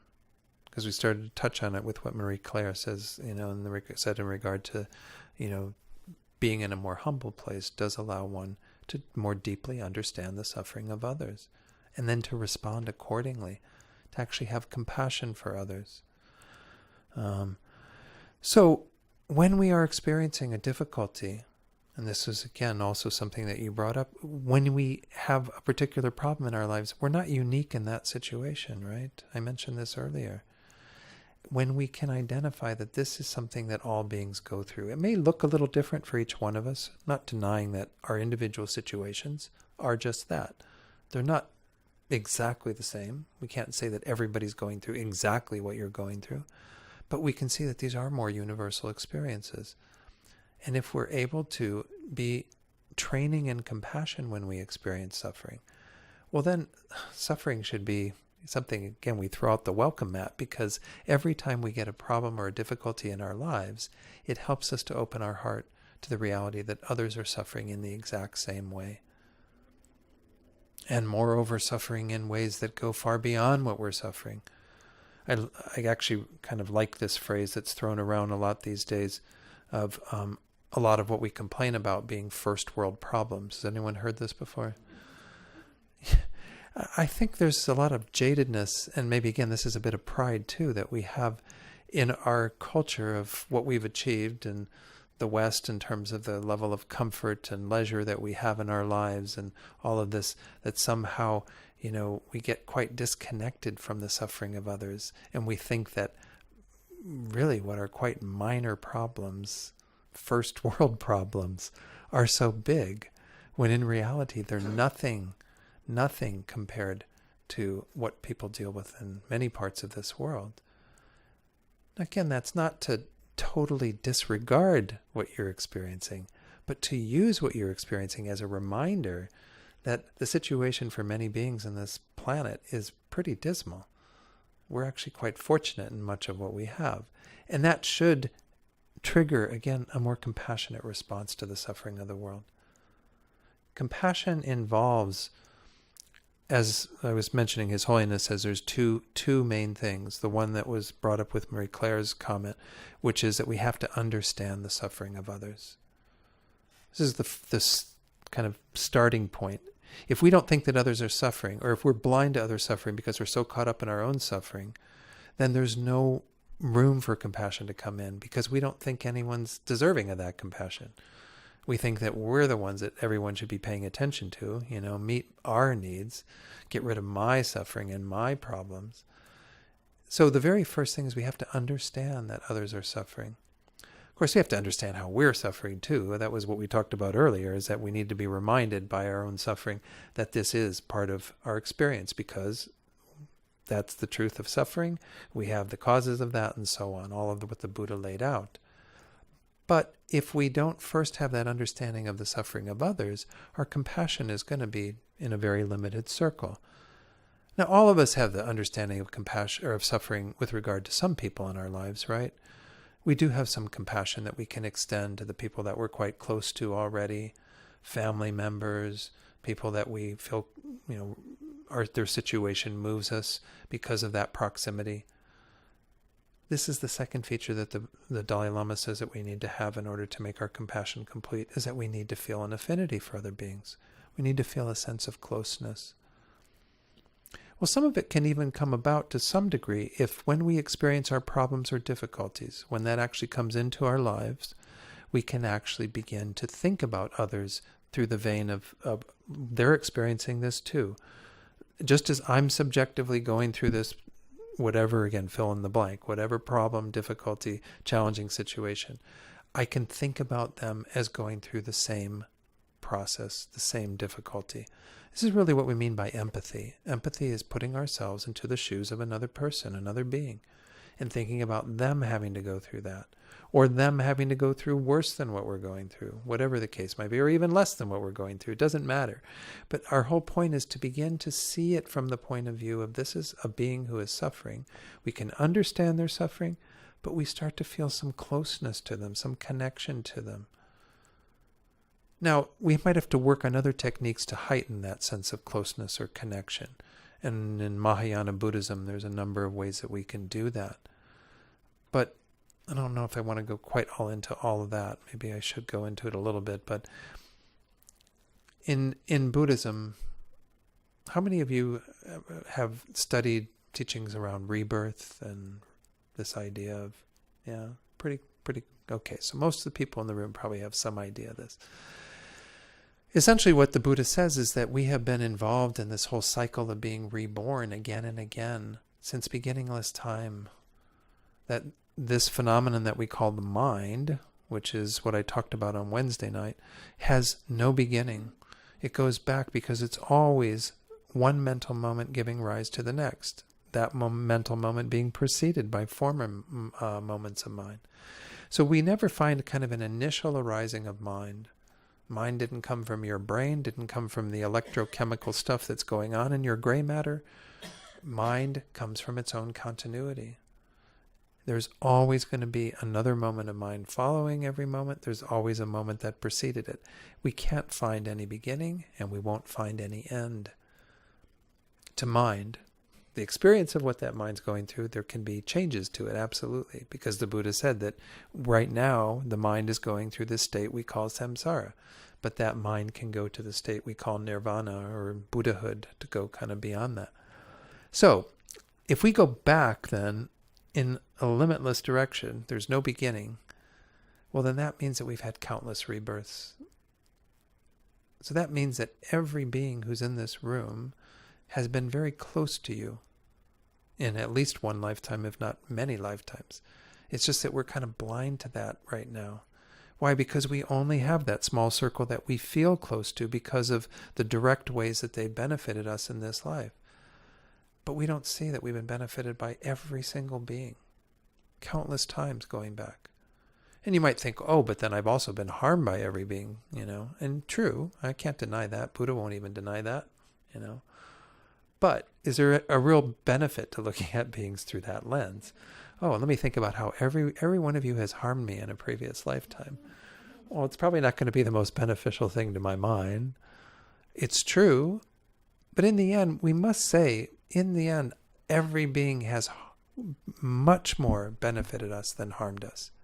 Look at how many people are really harming you in this life in a really direct way. I would guess that most of us don't have that many people. Maybe it'd be on one hand that you could delineate the number of people who are really involved in harming you in this life. But how many people are benefiting you? How many people do you benefit from? In a direct way as well as even in an indirect way. In general, we are much more benefited by sentient beings than we are harmed. So if we go back and we kind of look at every one of these beings throughout the countless lifetimes I've had, have played a pretty major role in my happiness and well-being. They've all been intimately involved, indirectly involved. They've all been a part of that. Well, then I can begin to feel some closeness, some affinity for beings, some connection, some affection for beings even.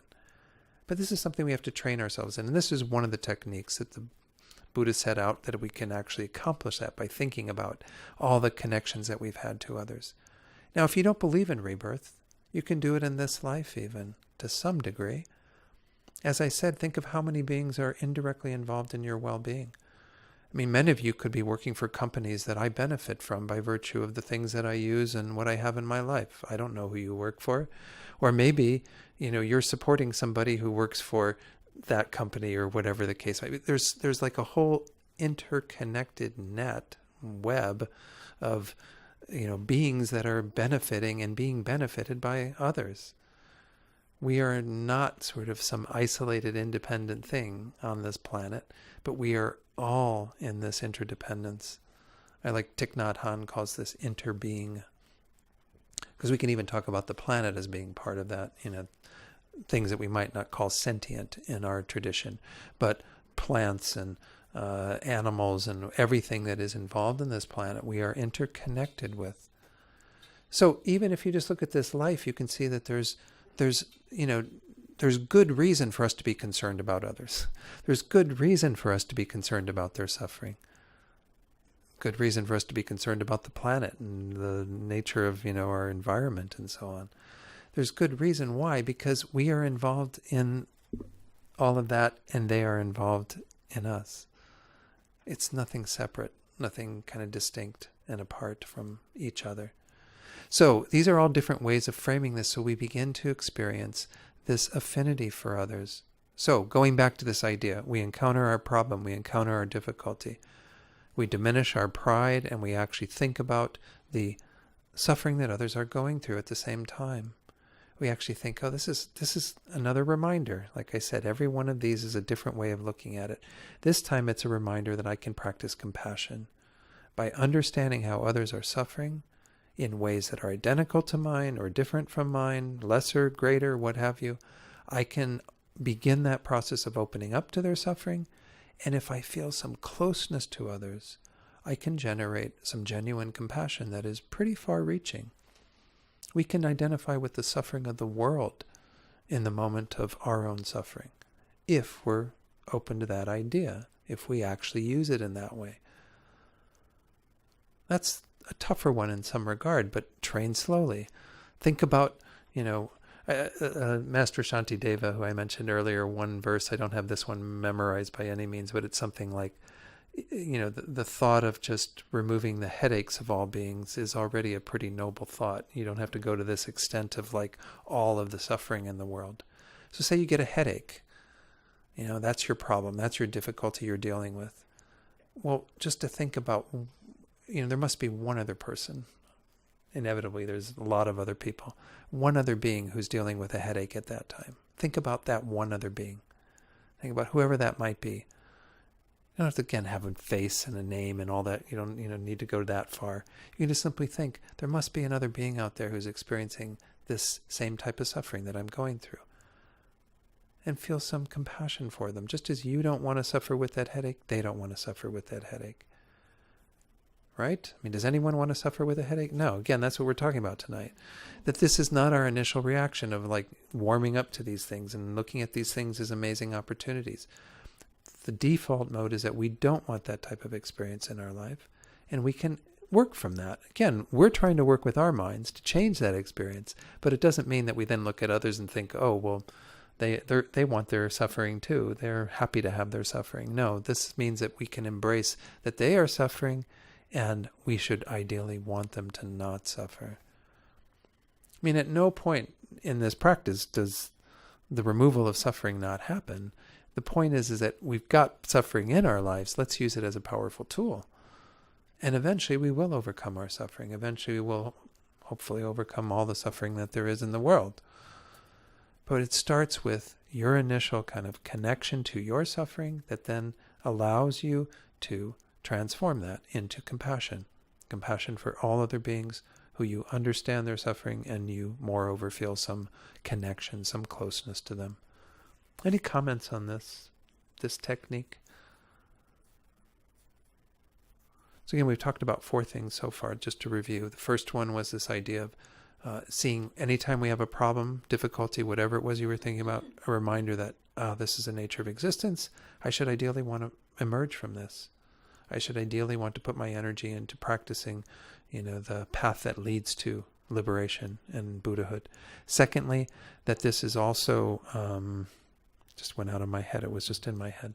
This is also a reminder of taking refuge, right? So taking refuge means that we put restore our sense of safe direction on the Buddha's teachings, and then we're going to practice those. The third one, it helps us to overcome pride. Because if we're in the midst of our suffering, we're actually able to acknowledge the prideful mind that thinks that somehow we're above all that, we can bring ourselves to a level where we have deeper understanding of suffering and an acceptance of suffering and beginning to understand the suffering of others. So the fourth one, we can generate compassion. Compassion, again, is one of the most important things to train in, particularly on this path, the Mahayana path. The other two are kind of working with the idea of karma, which I did tell you I was going to talk about a bit more tonight. These are, first of all, seeing that our suffering is a support for our being able to kind of resolve and purify our non-virtuous karma. And then secondly, and this is like 5th and 6th of the list that I just gone through, the next one is that this is also a reminder, a way for us to begin to influence our adoption of virtue, or our increasing our virtue. So let's look at this concept a little bit more. If we see that, okay, whatever that problem was that you're working with, that problem, that suffering, that difficulty is a product of your past karma. Well, is it the product of negative karma, non-virtuous karma, or virtuous karma? Any ideas? It's the product of our non-virtuous karma, right? It's the unskillful stuff that we've done in the past. And there is some element of this. Karma has a variety of results, but there's one result that we have in regard to karma, which is that a particular action we engage in, what comes back to us is very similar to what we did. There's a result that's similar to the cause in that way, in terms of our experience. So let's say again, go back to the headache. You have a headache. Well, a headache is a physical pain, right? Well, where does physical pain come from? Physical pain comes from having inflicted physical pain upon others. It sounds kind of strange, but that is the vehicle by which we create the causes for our own pain. When we've inflicted that upon others, we have that karma, that seed, that cause that ripens into our own result of having pain ourselves, having headaches, having whatever's going on. It's not to say that you're a horrible person because you did that. This is not what you should be taking away from this teaching. Feel guilty and awful that, oh my God, look at all the beings I must have harmed. I'm a total loser. No, karmic loser. This isn't the answer. This isn't like how we should be interpreting this. We should be saying, okay, under the control of all those factors, I stepped in it. I did something that I shouldn't have done. I didn't know any better, and I harmed beings. Okay? Therefore, I'm experiencing this, but once more, this is a wonderful reminder. This suffering coming into my life, this headache or whatever it is that I'm experiencing, is a wonderful reminder that I should be avoiding stepping in it again, that I should not be doing those same actions that got me into the situation in the first place. There's a wonderful text in the lojong tradition called the Wheel of Sharp Weapons. And this is based on this idea. I guess one of the Hindu gods had this wheel that he would send out that had these sharp edges to it. It sounds horrible, but it would go out and it would kill all the enemies, and then it would come back to him. But he'd be able to catch it on his extended finger or something. It was all a bit in a slightly different vein. Here what we're doing is we're acknowledging that we're sort of sending out that sharp wheel. We're the ones that sent it out with the intention of it harming others, but it comes back around and, cuts ourselves. We are the recipient of our own bad deeds. And again, by bad, I'm not meaning that to be a value judgment in terms of, you're a bad person, it should feel horrible. What I'm meaning by that is those are simply unskillful actions that we did without knowing what we were doing. Now we know better. Now we have that coming back around, and we can look at it through this lens of, okay, this suffering's coming into my life. What can I learn from that? This is one of the most important things to learn from that, is that you created the cause for it. What was the cause for it? Therefore, I need to remove that cause. I need to stop creating that cause. So, this is one good reason to study karma extensively. And in this tradition, there are lots of teachings on karma in the presentation that we call the Lam Rim, the stages of the path, where you can go through and identify why you have various results in your life. Why do you have the situation or the problem, the difficulty of people always distrusting what you say? You say something and you mean really well, but they're like looking at you and going, no, I'm not going to follow it. I'm not going for it. And you're like, but I'm telling you the truth. I'm trying to be helpful. Well, you've created the cause through your own unskillful speech in the past, in your own way of making your words less powerful, less trustworthy. So then you start paying attention to your words and you start following more constructive patterns of speech. That's the other hand of this. You recognize that I have to stop being distrustful with what I say, because that's what caused it to come into my life over here. And I have to start being much more, have much greater integrity in how I am in the world. And then I will have different results.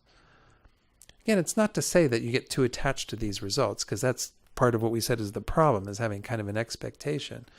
But as long as you have this stuff in your life, use it as a reminder. in this case, a reminder of karma. Because just as this sort of unskillful karma created that suffering or problem, a skillful karma will create the opposite. If you want to have harmonious relationships in your life, if you want to have partners who are faithful to you and taking care of you and being involved in your life in that way, not that you should be too attached to that again, but just acknowledge that those are positive things, well then you create the causes for that, and you stop creating the causes for the opposite. Pema Chodron, whom most of you probably heard of, I would expect. She's a very well-known writer in the Tibetan Buddhist tradition, a wonderful teacher. I've never had teachings from her directly, but I've listened to lots of her teachings and audio files and read her books. I'm paraphrasing her a little bit, but she says, karma is life giving you the lessons you need to learn. And it's a really wonderful way to look at it in this mind training vein. That if you go, okay, karma is essentially, life giving me the lessons I need to learn. If I have this problem, this difficulty coming into my life, this is an opportunity to learn what created it. To kind of be that investigator that goes in and says, okay, what was responsible for that happening? And as I said, there are teachings in the Lam Rim that go through all of the various results of karma. But sometimes it's pretty obvious. Like I said, if you have, say you have, it's not that people aren't believing what you say you have people lying to you all the time. Well, why do you think people lie to you all the time? What's the karma that you created to have that? You must have been lying to them. You must have been really very, careless with how you spoke to others and said things that weren't true. Well, you might think, but I'm not lying now. Well, that may be, but maybe you need to go even further in trying to uphold the truth as much as possible, to propound the truth, to live the truth. Maybe it also means, and I won't go into this tonight, but it maybe means that we have to do some purification. Purification is a practice that's taught in Tibetan Buddhism in particular. It just means we have to start tending to all that stuff that's ripening in our lives. Because it's not ripening in our lives from nowhere. Karma is a pretty infallible rule. It's always happening, always behind the scenes. Everything we experience being the product of our past actions. So if we have that in our lives now, it's because we created that cause in the past. So we have to look at, am I continuing to create that cause? If I am, well then maybe I should stop it, because this is an obstacle for me potentially. Again, in this context, it's a helpful reminder. But I'm not saying, again, that the goal still in all the Buddhist path is going to be eventually to remove all of our suffering and to remove the suffering of all beings. That's the underlying purpose of everything the Buddha taught. What these teachings are telling us is if that suffering is coming into your life, try to learn from it. Try to do something beneficial from it in the ways that we've talked about. And here it's to say, I'm going to stop doing that and I'm going to start doing the opposite. And these are really powerful lessons to get from it. Maybe wanted to share, before we go getting close to the end here, but there was another text. Let me see if I've got all of these, what I've covered. There was one more. I'm going to talk about that one at the end. There's a wonderful text that Lama Zopa, got the wrong book up here, that Lama Zopa referred to once, that he actually did a loose translation of. I don't know if any of you in the room have seen this. It's called Advice from the Kadam Geshe Karagomchen. And he starts off by saying, even just this small suffering finishes past bad karmas and causes happiness in future lives. Don't look at the suffering as negative. Rejoice, be happy at the suffering. So this is the idea that, again, we can learn from that. This is coming into our lives and we can say, where is that from, and avoid that action in the future. But moreover, we can rejoice that that karma has kind of been extinguished. It's kind of grown up into what it was intended to be. I mean, it was the cause that we created in the past that now has come forward with that result. And we can be delighted at that. How wonderful that that karma is not hanging out there waiting to kind of mature into something more difficult. It's rather coming into our lives now as that result, and it's gone. Karma finished. me see if there was something else I wanted to share from this. Probably some things I should have shared earlier, but I'm not going to share them now then. It's always the tricky thing. When I get going, I sometimes forget things that I thought would have been useful at other times. So any final questions on karma? Yes. What's your name by the way? Martin. Martin. Okay. Hi, Martin. Hi. I always have a hard time with karma.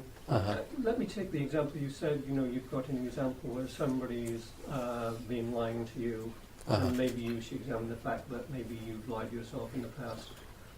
That may be the case. Right. Also, it may be that that person grew up in an alcoholic family and was abused. It may be Right. it may be 300,000 things, and so Right. I'm struggling with how you figure out. Some cases it may be obvious that somebody is reacting to what you did in the past and you shouldn't have done that. Right. But in some cases it may be absolutely nothing to do with you, and there's no way on earth you will ever know why. So how are you supposed to handle? How do you learn from that? Right. It's a good question, Martin, but I guess I would take small issue with the idea that it has nothing to do with you in those situations, because what we would say still, and this is my understanding of karma, and again, I'm open to challenges on this, but my understanding is that if you are experiencing it, then you created the cause for it. Now, there are many other conditions involved in that, as you're pointing out quite well, that the reason why that particular person's lying to you might have something to do with also their background and the habits that they have and the conditions that led them to be a liar and so on, so that they're lying to you as a product of their own myriad causes and conditions. But the one key piece in regard to your own karma is that the reason why they're lying to you and not to someone else necessarily at that time is because you created the causes to be lied to. And that is a specific karma that the Buddha would say goes back to times when you lied to others, maybe even to that person in another guise, another form, another rebirth, what have you. So even in situations where we look at it and you might want to think, well, I have nothing to do with this right now. I've never lied to this person. I've never done anything in this lifetime to provoke this type of thing. And they're only doing it from the point of view of all of their stuff, all their conditioning. We would still say there's an underlying seed, a cause that we've created that is ripened into that experience of you being lied to by that person. It's not evident at that time, but we would say it would have to have arisen from a karma that's very similar to it. So it's always a sort of underlying force in all of our experiences. And this is, again, my understanding of what we mean by karma. If we say that it isn't, I think we do run into some problems. And that's why I once more would encourage you to consider, and all of us, karma as sort of a hypothesis. This is sort of one way of explaining why things happen in the world. I mean, I grew up in the Roman Catholic tradition, and the message I got as a kid was that why things happen to people in the world, or that maybe it has something to do with our actions. There are certainly stories in the Christian tradition that speak to some of that we reap what we sow and that type of idea. But it also seemed to be like there was somebody behind the scenes, a creator God or somebody who was pulling the strings. My mother even has that view of, God only gives you what you can handle type of thing. Well, does that mean that somebody else is inflicting all of this upon ourselves? That's one way of explaining the suffering that's in the world, or the happiness that's in the world for that matter. The Buddha's teachings on karma are another schema for looking at that. Of course, another way that people might look at it, and maybe in materialistic terms, you think it's all random. It's like, everything's just happening, and you have all these various things playing out, but there's nothing else behind the scenes. It's all just chance. If you happen to be there at a particular place in London when the terrorist strikes, well, then that's it. You just happen to be in the wrong place at the wrong time. It's random chance. In this structure of looking at why things happen within karma, the idea is that everything does have its karmic seed. And the reason why particular people are there when the terrorist is there, or why particular people are there when something wonderful happens, is the actions they created in the past that ripen into that experience. So there's nothing that kind of, and as I was going to say, what would be the faults if we said there are things that fall outside of that? Well, then we go back to the Four Noble Truths. Then we have, in essence, no clear connection between our experiences, which is, what the Buddha called the truth of our suffering or dissatisfaction, and the causes of that. Because we can have that present without its causes. In other words, there could be some sort of suffering that we'd never be able to get rid of because there's no causes to it. It's random, it's chance. If we kind of delineate very clearly that there is a cause that leads to a particular suffering, and if we remove the cause, then the suffering will stop, then there's a guarantee that that's effective. If we say there's a suffering that we can't find the cause for, or that there's no cause for, we can never remove that suffering. I think it puts a fundamental hole in what the Buddha is teaching if we hold that there is something that we experience that doesn't have a cause. And this is really back to one of the most fundamental things that the Buddha taught, which is this idea of dependent origination. Everything arises in dependence on factors. And as you pointed out very skillfully, Martin, there are many things involved in that situation. It's not just my karma that's playing a role in terms of everything that's being exhibited by that other person. They have their history, their past, their patterning in their mind. But why am I on the receiving end of that? The teachings on karma say, because I created that cause to have that experience. And that person is simply a catalyst, a condition for that to happen to me. And I don't know, and maybe I don't need to say much more, but did that help in any way to explain some of this? I guess so, yeah. I have a hard time accepting it. I understand. But I understand what you're saying. And I would encourage all of us, not just Martin or myself for that matter, to have a lot of space around this idea and not maybe think of it too tightly, but nonetheless to acknowledge that if this is sort of your working hypothesis, then start living your life according to this hypothesis and see if it makes a difference. It may not play out immediately. It's not like, okay, well, I decided to stop lying today. Well, then tomorrow everyone is all of a sudden wonderful and it's all everybody speaking the truth or doing whatever. It may take some time for you to see the results of this. But if you begin to practice in this way, I think over time you can see results, can see that things are different. Yes. I forget your name from the other night. What was it? Ezra, that's right. Yes. Ezra, thanks. So I guess I just had a question on whether or not it has to be necessarily, you lied, so you're getting lied to, or can it be a more complicated relationship where you have, created some causes, but maybe the lying to you is not necessarily because you lied, but because you have something else to learn from that opportunity, and lying just happens to be a good way for you to learn that. I don't think there's anything wrong in having that perspective, potentially. But I guess it goes back to this idea, though, we would still have to say that there's some sort of action we did in the past that has ripened into that experience. Now, as I said, that is only one of the results of karma. And karma is quite complex because that one that we called this result that's similar to what we did, or the cause, that's in terms of our experience, is one way. But there's also 3 other results that we potentially experience from karma that also play out in terms of even the rebirth that we get, being born as a human versus a dog or a cat or whatever. The types of patternings that we have in our minds, the behavior that we exhibit is a product of our karma. And you might think, well, God, then how can I ever break out of that? Well, it just conditions us. It certainly gives rise to the same type of behavior, but nothing is cast in stone because we can have other causes and conditions that influence it. And then the 4th one is an environmental result. Even the world that we live in is a product of our karma, according to the Buddha's teachings. And, this is where I think people have the biggest issues at some level, is because we seem to want to think that that's sort of independent of us and just happening. The world happened to develop in all these various ways. Well, this is also a product of our karma. This is a karmic creation. The environment that we live in, everything that's in the environment.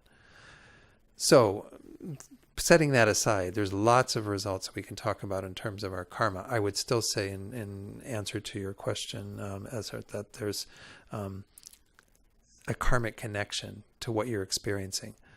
But there can also be other lessons that we learn from that, sure. In the same way that we can say, by experiencing any problem, we can frame it in these variety of ways. I can say, okay, this is karmically telling me that I created that cause, but it's also telling me that I need to be more compassionate towards others. It's also telling me that I need to want to emerge from patterns of suffering and samsara. It also can tell me that I need to take deeper refuge and safe direction. It can give us many lessons, and that isn't contradicted by it still arising from a particular karmic seed. Did that answer your question then, Ezra? Okay. All right. Thanks. Yes. Oh, can I say more about your karma? Like people say, when some people lie to you, maybe you do in the past, but maybe it's a new cosmic seed. That means in this life, it is completely new. So if he lied to me, maybe next life, I will lie to him. Still a new karmic. Not Sure. to the past. Yeah. Sure. I mean, to some degree, but if we haven't created it yet, we can still keep it from being created. So if we look at it, okay, well, this person's lying to me, and if I decide that I'm going to lie to them, maybe in the next life. Yeah. I mean, new karmic seed. It happens because karmic can be created or can be repaid. Yeah, but I guess that the point would be more that if I make the decision to sort of disconnect myself from that process by acknowledging that, oh, this person's lying to me because I must have been pretty untruthful in the past, so I'm going to be really meticulous about not lying. I'm going to be really attentive to that. Then I don't create the conditions for it to come back around for them to have me be the one lying to them. Because I'm going to disconnect myself from that process. What's your name, by the way? Hong. Hong. So I think what Hong's saying, I mean, this is why it's so complex when we start talking about karma, is because we have all of this sort of interweaving and all these different layers of stuff, and we can never really sort of clearly pick it out. I'm talking about it in a way that makes it sound quite linear, but it's actually quite dynamic and multi-layered. So yeah, there is certainly those potentials, but the goal should be for us to sort of detach from being the agent of harm for anybody. And you might think, well, okay, so Hong lies to me, and I refuse to kind of lie back or get angry at him or do anything to harm him. Instead, I maintain my peace and I learn from it and I get more compassionate and I stop creating the causes for that. Well, then who lies to Hong? Because he had created the karma to be lied to, right? Because at some level, what's the logic. The reason why people are lying to me is because I created the causes by lying to others. Well, now he's lying to others, so he creates the causes to be lied to. I don't know that it always has to be the same agent doing it. Someone else who you've got some karmic connection to can be the agent for, lies to come into your life. You still will experience that. But I don't know. It's quite complex. Like I said, I don't know that it's always that deeply personal, but it can play out that way. Absolutely. Yeah. Yeah, Pasha. I'm curious, how can one ripen the karma? I guess the unconscious karma that is not in front of your face, maybe past life or ones that haven't ripened yet. Is there a process where you can speed up the process? Either practice or technique. Yeah. Well, are you talking about positive or negative karma? Do you want more suffering in your life, or do you want more? Well, negative karma. So you can, so it could be so then the answer is a bit clearer, because the process of purification that I was talking about, which is another thing that, going back to this topic we're talking about of learning to like problems, one thing that we can do when we have problems in our life is through this examination of karma, we can say, okay, I must have created that type of karma in the past. Well, maybe I've created a lot of that type of karma that is yet to ripen now. I can actually engage in some purification that will, in a sense, speed up the ripening of that potentially, but it could also completely purify it. This is one of the tricky things about purification. Purification doesn't manifest again in an exactly linear way. Sometimes, because that karma has been there for a while, it could have ripened into much more difficult situations. It might ripen into a lesser situation. It might ripen into something very minor.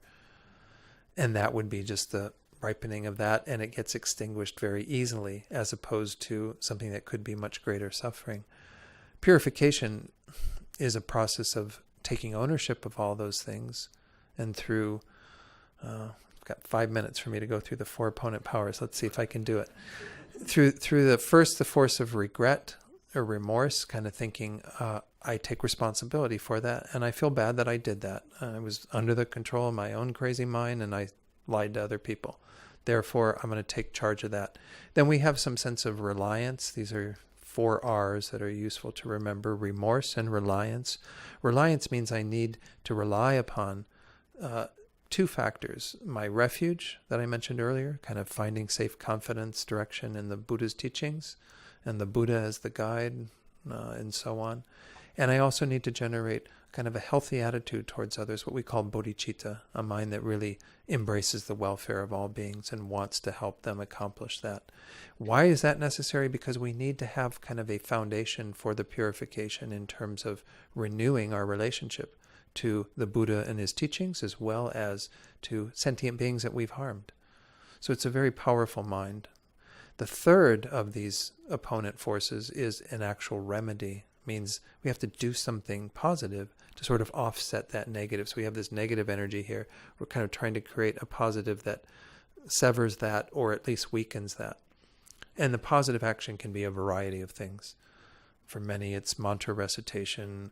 It can be reciting a sutra. It can be being generous. It can be meditating on compassion. It can be any virtuous action, in essence. The fourth of these is to make the resolve not to do the action again, to refrain from doing it to the best of our ability. Sometimes we can't say, I won't do that ever again. But we can say, I won't lie for the next 3 hours or 3 minutes or whatever we can manage. And then we do that. We make a determination, a resolve to refrain from that action. And then the next day we do the purification again, and we go through the same thing. And if we found that, yeah, I was really good, I didn't lie for the first 3 hours, but then 3 hours and 1 minute into the next hour, then I was immediately lying. Well, then we purify that. So that will actually potentially, as I said, either cause that karma that we created in the past by lying to ripen into something lesser, or to possibly not ripen at all. And that's the main force that we use to overcome that. Now, there are other things that can be done. It's not purely, again, those techniques of purification, but certainly we weaken those patterns by complementing that purification with telling the truth, with engaging in upholding the truth in our lives. Not just refraining from lying, but being very careful in what we say so that everything we say resounds with truth. So does that answer your question? If you have, again, any of these things I've talked about, almost everything's in the Lam Rim, in the stages of the path. So let me recap, because we're at 9 o'clock. Okay, we had 6 things that we talked about. I said there was a 7th, but let me just go through them real quickly. I'm just going to read the titles. I'm not going to go blah, blah, blah anymore, because too much blah, blah, blah. 1, suffering as the support of training in the mind of emergence from samsara. 2, suffering as the support of training in taking refuge. 3, suffering as the support of training in overcoming pride. Then I jump forward to 4, suffering as the support for training in compassion. Then 5 was suffering as the support for purification of non-virtuous deeds, meaning we see that it's manifested in that way, and we also make the determination to refrain from that and to purify if we can through the 4 opponent powers I mentioned. 6, suffering as a support for being attracted to virtue, doing the opposite, actually engaging in more virtuous actions. The last one that I'm going to share and just talk about really briefly is taking suffering as the support for the meditation that others are dearer than oneself. This is kind of a Mahayana teaching again, to really think, and this is something we touched on a bit earlier, that my embracing my suffering experience can be a tool for me to actually think about the welfare of others even more deeply. To even think that the vast suffering of the world and all the beings in it is much, much greater, and my focus on myself and my own little, dare I say, petty sufferings, but my own kind of small circle of suffering is really negligible compared to the vast suffering of the world. And I can begin to hold others to be more dear than myself, which is the fundamental training that we have to engage in, to open up to the idea of becoming a Buddha for others, to go through all of the extensive training of the Mahayana path so that we can eventually be dedicated to the welfare of all beings, which again is the goal in Tibetan Buddhism as well as all the other Mahayana traditions. So I hope this has given some taste for this idea that what you experience as suffering, first of all, to look at that idea that we can potentially change that. We should, first of all, get rid of that attitude that thinks that suffering is undesirable or unwanted, that we can actually maybe, expect that there's going to be some level of suffering in our lives. And then secondly, develop all these ways of looking at it that actually make it a source of greater happiness and well-being. If you practice in this way, any one of these techniques that we've talked about, those ways that I went through, some of them more deeply than others, if you have that awareness, you won't have the sort of crazy mind that you normally have when you experience suffering. And maybe eventually can start to like problems to the degree that Rinpoche said. I mean, I'm still working on it. I'm not there yet. It is challenging. But don't give up in that regard. Just continue to work with these ideas. And eventually, I think we can get to that place where we do like our problems that much, where we actually embrace them as incredible opportunities. So, those are my thoughts. I hope they've been of some use. And if they have, again, I would encourage you to put them to use in your own life. Let me see if I wanted to share anything pithy at the end here. I don't know that I can do much. Oh, this is a nice one to share. This is from Shantideva as well. And this is to encourage you just to go about this in a very gradual way. He says, this is verse 14 from chapter 6, there is nothing whatsoever that is not made easier through acquaintance, through familiarity. So, through becoming acquainted with small harms, I should learn to patiently accept greater harms. So this is my advice, is to begin with something that's manageable for you, maybe what you thought about in the meditation, and just try to work with that. As you become more and more familiar, this is the nature of our minds, then we're more and more capable. We get greater capacity to be able to transform anything we meet. So it's a nice place to end, I think. But are there any final comments, questions, criticisms? Okay. Let's do just a few thoughts to conclude. So, think about the past 2 hours. We've sat here. You've all sat here very patiently. I'm sorry I went straight through without any kind of a break or anything, but I really appreciate your patience. So think about this 2 hours and any seeds that you've planted, anything that you've learned, and even just might right now focus on that one thing that you've taken away from this that you would like to apply in your life right now. One way to look at problems, difficulties, one way to reframe them, to be able to see that they're great sources of well-being if we utilize them in that way. And think that by your practice of that, by your learning of this technique, by your engagement in these teachings, it will become the cause for your ultimate well-being as well as for the well-being of all sentient beings. And then with immense gratitude for our teachers, especially, the active teachers in the world right now, such as His Holiness the Dalai Lama, our spiritual director, Lama Zopa Rinpoche, who I mentioned a number of times, anyone else who we feel is a guide for us on the path.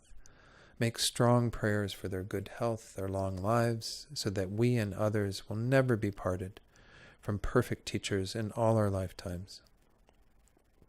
And then finally, I would invite you to think about others who are experiencing difficulties, problems, suffering, whether they have obstacles in their life, whether they're experiencing illness. You might even know some who are dying or some who have died. Just think about those beings and send this positive energy out to them. Let them be touched by what you've done here tonight, and let that become the cause for them to be free from their suffering and to find true peace. And may all beings find true peace through our efforts here tonight. Again, thank you all for your attention, and I'll look forward to seeing you over the weekend. So.